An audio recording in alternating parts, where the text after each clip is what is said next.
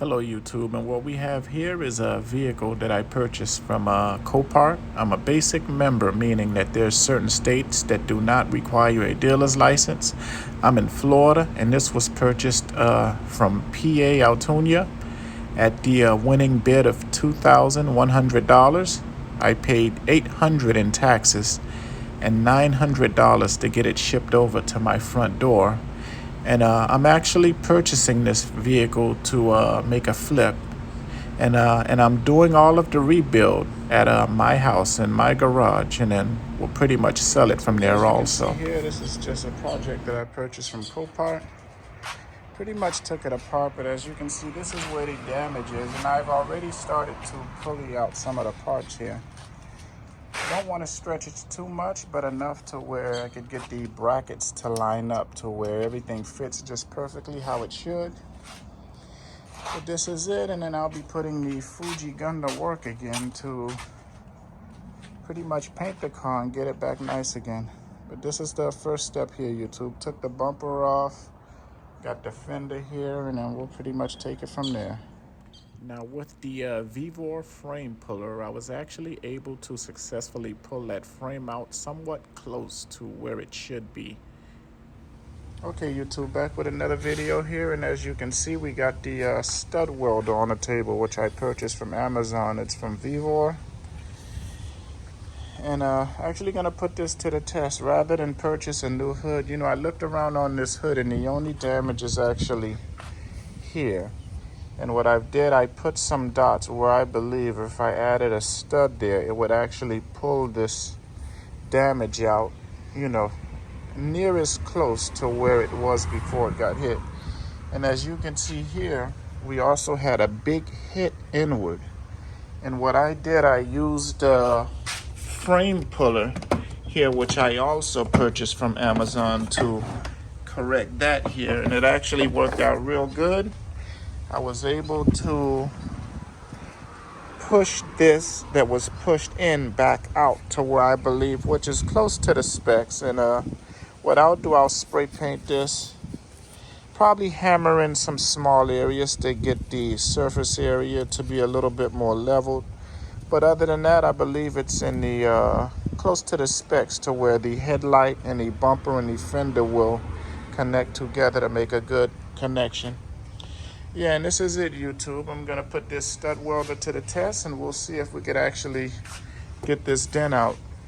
And if not, then it looks like we have to get a new hood, and then we'll take it from there. Okay, back with a follow-up here, and as you can see with the dent puller, we got some areas pulled out here, and we're getting somewhere. But as you can see towards the outside area, I added some more studs, and this is where I'll attempt to push that part because it does have that little dive right here. So I'll pull that out, and then we're pretty much close, and then with some body fill, I believe we should be okay. And then we'll pretty much take it from here. But yeah, this is the stud welder, and we're actually, okay, YouTube, as you can see, we're actually getting somewhere. This was actually one of the lowest areas, and we got that out. Now, where we have the crease of that dent is where we're having the issue, which is not a real deep dent, I should say. But with some body filler, you know, I'll be able to shape that back in place. But yeah, we pretty much got that inward dent out to back being a little outward. And what I'll do with my little hammer set here, I'll pretty much bang the areas which I feel that are too high to kind of get it at a much lower level. But I rather lower the level than to raise it too high, because I could always build it back up with some body filler. And then we'll pretty much take it from there, YouTube. Yeah, but coming out good. We got everything shaped up. I'm gonna give this some paint, make it look nice, and we'll take it from there. As you can see here, we got one of the washer connectors out that was on the hood here. And it was pretty simple. It's just a matter of gaining access to it. Had to kind of remove the pins out from this filter here, which is on the rooftop of the hood on the inner portion where the engine is. But it just some little pins. And what I have here is a tool that I use to kind of unplug it, and this here works great. pretty much a button puller tool, and these are it. You pretty much just slide it beneath it and do a little pull and it comes out. But yeah, this is it. Got one side out, and I'll move to the other. I'll lower that hood and I'll get the sanding down, and then we'll take it from there. Okay, back with another step here. We got the hood down, and what I did, I removed the filter cushion that was attached to the hood here. That way it gives me access. Now that leaves me with two open spaces, and I'm gonna be doing a lot of sanding down to get that clear coat, some of that paint surface off, so we have a good stick for the new paint and clear. But I just laid a sheet at the edges here because it can get real messy. And as you can see here, for my grinding wheel, just for this area here to kind of get the little stud welding tips, which kind of protrudes upward, I'm gonna sand it down with this wheel that I have here. It's a strip disc. I'll see if it can do the job just to get some of the metal surface out and kind of just smooth it out. But if not, I have other wheels that can do it. And I'm going with my Ryobi grinder here. Now when you're changing these discs, you want to be careful because you're using one hand to actually unwind this, and then my other hand is holding the bottom. But you want to be careful to that, a part of your body does not trigger that wheel. It does have a lock, but sometimes it does not. You have to actually engage the lock. But if you ever forget to do that, that wheel can actually go to spinning, and you don't want to hurt yourself. So, safety first. You want to remove that battery, and then you get to prepping your tool how you need it. And we'll take it from there. Okay, and as you can see here, getting some grinding work done. And the good thing about this, upon grinding, I could actually see more imperfections, more areas that I would like to tap. Like this area here, there's a small crease which I could bring down before I lay that body filler to where I would not have to use as much, but at the same time the metal does not protrude over areas where it should not be. But we do got a better surface. The dent is pulled out. There's some parts that are still in, and I don't want to pull it out too much because it actually gets to a point where you're kind of pulling it out over the surface level that you really need to. But just a couple of taps in certain areas here. Upon grinding, it kind of allowed me to see more imperfections, and then I'm going to take it from there. I'll do some more tapping and then a little bit more grinding, try to give it a much edgier surface before I lay that body filler so that it can stick. And then I'll pretty much just carve my surface to where, all of the creases are straight. And then I'll sand the whole hood down. We'll have a good level, and then we'll give it some primer and paint, and then we'll take it from there. Okay, back with another clip here. And as you can see, we got our orbital sander out. This is a quarter cable. I also have the DeWalt, which is a nice one here. This is way better. But I was just too lazy to get behind everything. I already had this on the table, so I thought I'd just use this since they both do the same job. But what we got here is some 800 grit sanding disc. I also have 400. I'm pretty much just trying to scratch the surface here to give it a good etch. Make sure that I get all that clear coat out so that I'm back to the dull paint. And then I'll touch that paint up with some more paint. And then we'll clear it up. But yeah, this is just the sanding part. I pretty much got this part done. I'll sand it all down, and then I'll apply some body filler here, and then we'll shape everything up, and then we'll get the painting. But this is this portion of the clip here, the sanding part. And I got the prep done. I'm gonna wipe the hood down so that there's no little rocks, little build-up things like that that's gonna affect my sandpaper, and then I'll take it from there. Okay, and as you can see on this clip here, we're working on removing that clear coat, and as you can see, we got some progress here. I'm not sure if it's showing as good as I would like it to due to the sun, but as you can see here, we got a dull surface compared to here where you can see the shine, but here it's just dull. So we have paint, and what I'm gonna do, I'm gonna give it another run here just to get the inner areas, because as you can see, we got some orange peel. This is just factory. The paint was actually a good paint that was on the hood, and it might have been that I did not apply as much pressure as I did in other places, But it's kind of like orange peel either, where it did scratch the surface on some parts, but on some you can see the clear is still there. So what I'll do, I'll give it a nice run, make sure that I have everything surfaced correctly. And yeah, this is it. The clear is gone. I might go over it with a 400 grit to give it a little bit of etchy. Would have probably been a smart thing to do that first, but kind of just wanted to use the 800 grit just to see what it actually does to the surface. And as far as removing clear, that 800 grit, when it comes to removing clear coat to either paint or maybe apply another coat of clear, it actually works good, but it doesn't have an etch to it. It's still real smooth, but before I paint, I do want a little etch. So I might just get a sanding block and maybe just do a light 400 grit to give it a little wetch, and then I'll start painting. And then I'll see how it comes out from there. Alrighty, and on this clip here, I just want to kind of show you the body filler that I'm using. I actually got two choices here. And because this is such a small job, it's not really much to where I have to build like a layer. Pretty much just gonna skim it here, but there is like a little deep dive here where I gotta kind of contour so that it creates that crease that I'm looking for, as if the other side here. But I'm just gonna skim it on here. Skim it on the side here, skim it on the front, and just a little bit up here, and I'll block sand it down. And then this area here that's did it.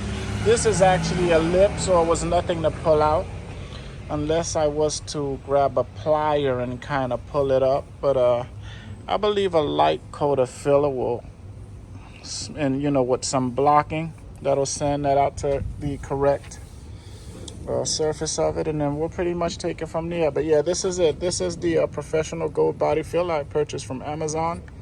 It comes with the hardener on the inside, and also this is the 3M that I have here. It's a lot of filler, but I believe this little can here will do, so I'll be going with this just for this small job. I'll apply it, and then we'll pretty much take it from there. Okay, back with this clip here, and as you can see, we got our body filler applied. Pretty much tried to go with the contour of the car, and I kind of built up a little high spot here. It does have a little wedge, but once I sand down a little bit of that layer, I say I should be okay. Or because this stuff starts to dry instantly. But as you can see here, we have it laid out. I'm gonna get a 400 grit, and then I'm just gonna take my time to sand it to as smooth as possible. Well, I'll start off with a 250 grit, and then I'll work my way to a 400, and up to a 800, to where it's as smooth as this surface, because we all want it to kind of match. And we'll pretty much take it from there. I try to make sure that it has all the proper creases as the other side. I'll sand it to where everything is even, and then I'll give it an examination. I'll see how it looks, and if it looks good enough to where it's even, we'll pretty much go to our paint. But if not, I'll just apply some more body filler, or I'll take some off if I have to, and then I'll keep going till I get it right. But yeah, this is it. This is the body filler application. As you can see, we got it laid on there. I'll let it harden. I won't touch it. It's clean, and then we'll take it from there.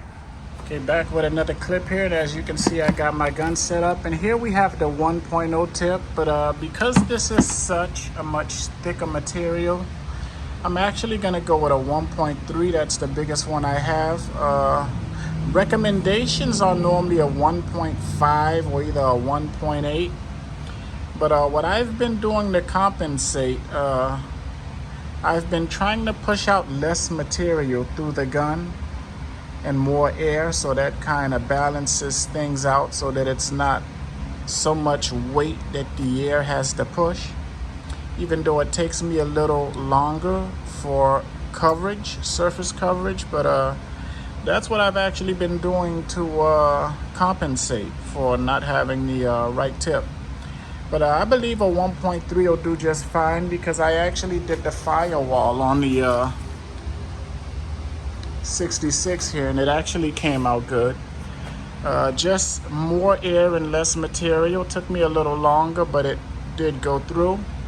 And I'll pretty much take it from there. So what I'm gonna do, I'm gonna load up the 1.3 tip, and then we'll get to going here.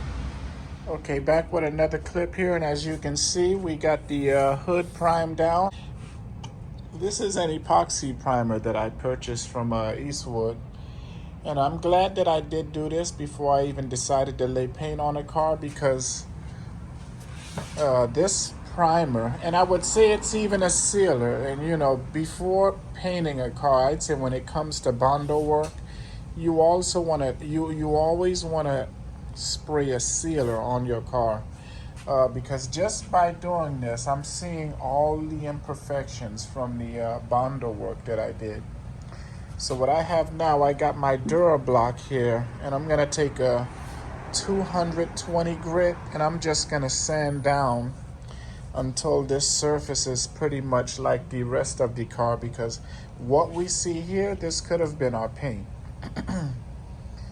And that's not good. So what I'll do, I'll sand it down, and then we'll get this back to a shape to where I'd say it's smooth and fair as all of the other surfaces of the hood here. Okay, as you can see here, we got some sanding going on, and this is right over that epoxy primer because I did not like the way the surface looked. But upon sanding, you could see we're even digging back into the Bondo and also some of the metal. So automatically that tells me those were high spots that I missed. And I'm glad that I'm actually realizing that now, because now I can correct this. So what I'm doing, you know, there's certain high spots here, as this area here where I dug into the metal, and just these little spots. So what I do, kind of give it a couple of taps, and then I sand to see if that actually makes a difference. Because automatically this is telling me that these are high spots. So just a little tap around those areas, and then I kind of go over it with a sander again to see if that kind of digs in a little deeper rather than, you know, scratching the metal here. But pretty much just taking my time to see to it that the surface is very well leveled. Now in this section here on day 2, as you can see, I'm still continuing on the block sanding, just surface corrections, just to make sure that that surface is nice and smooth. But just doing some block sanding with the DuraBlock here, and pretty much just repeat until these surfaces are nice and smooth and similar to the other side here. I'm examining which grit to use, which will give me a better prep surface, and I'm going with the 220 here, and then we'll take it from there. Back with another clip with the second application of the body filler, and as you can see, this time I went with the 3M brand, and I have to tell you, it dries real quick, and it seems to be a finer Bondo. It's much easier to sand, and it hardens real good. And it also has a real smooth layer to it. But as you can see here, upon sanding with the DA, I'm still getting the metal spots. So that automatically tells me that these are still some high spots. Even though it feels good, but sometimes thing may feel a certain way, but after the outcome, it doesn't seem the same. So what I'm doing, just those little areas, I'm tapping in. And what I plan to do is apply another coat of the 3M Bondo, and then I'm pretty much just gonna repeat the process until everything seems to be uniform. We'll pretty much take it from there. These are areas that I already had hit. I'm just giving it a little bit much more tap just to be on the safe side. And I actually believe we're good right there. I'll skim another coat on there, and then I'll sand it down, and then I'll see what we got. Alrighty, YouTube, back with another clip here, and as you can see, we got that other layer of Bondo laid out. Now, the surface is smooth, but what I'm doing here, I added a little to see if I could actually make a better crease, because it did have a slight wobble to the prior one. So what I'm doing, I added more body filler just near the crease area. And what I'm doing, I'm pretty much just going with the curvature of the crease, only on this side till I get a smooth surface. And then I'll DA it probably with like a 400 grit just to make it smooth. But as you can see here, we're only following that crease now. And then once it's done, I'll upload another video. And this is a 180 grit that I'm using because it kind of works a little better and faster. The performance is better when it comes to blocking down. And yeah, this is it. And we'll pretty much take it from there. Make sure that you have your air hose present also, because you do get little particles that you will have to blow out from sanding. Video viewers, back with another video here. And as you can see, we're back on a hood situation. We got our clear coat and it's completely dry, but as you look over the surfaces, it's nice and shiny, but you can see we have a bunch of little knickknacks there to where the surface is shiny, but it can be better. I don't want to say it's orange peel, but we do have a lot of dust spots. So what I plan to do today, I have my back with the orbital sander here. This is the Porter cable. I find it to work real good for me, and I like the handling. It moves real easy and it's comfortable in my hand. Now on day 3 here, I'm pretty much just examining the hood. We got our clear coat laid out, but upon reviewing it, I do have a bunch of dust particles, just little knickknacks over the surface. So I'm gonna pass a slight 1000 grit lightly through the whole area, and I want to get some polishing done to see if that'll correct the surface so that it's nice, shiny, and smooth. I purchased from Harbor Freight a Bauer, and got some Meguiar coat correction chemical that I'm going to use, and then we'll pretty much take it from there. I'll see if I could improve on making this hood to the best of its quality that I can. But yeah, this is it. This is the copart build, and we're going to get back to this hood here. And then after this, I'll pretty much get to assembling everything, and then I'll make another video of how the car looks now. As we can see, this whole side here was hit. And then I'll get it detailed, cleaned up, and then we'll put it together, and we'll see if we have a sell for profit here. And then we'll pretty much take it from there. Now in this section here, pretty much had to close the garage because it did kind of sprinkle outside a little.